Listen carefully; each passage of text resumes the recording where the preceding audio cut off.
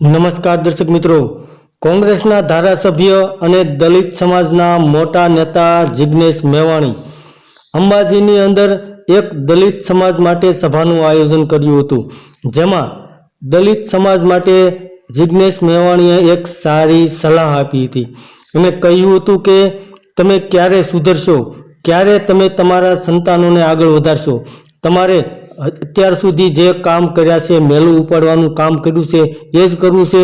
તમે તમારા સંતાનોને આગળ વધારવા માગતા નથી. હવે પછી તમે સંકલ્પ કરો કે તમે તમારા સંતાનોને ભણાવશો અને સારું શિક્ષણ આપશો. તમારા સંતાનોને ડૉક્ટર, એન્જિનિયર અથવા સારી પોસ્ટમાં નોકરી અપાવશો, સારા કારખાનામાં નોકરી અપાવશો.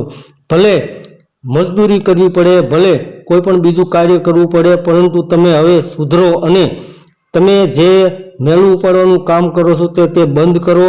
હવે આગળના સમયમાં તમે કંઈક કરીને બતાવો. આવું જિગ્નેશ મેવાણીએ અંબાજીમાં એક દલિત સમાજની સભામાં સૌ દલિત સમાજને સારી એવી સલાહ આપી હતી.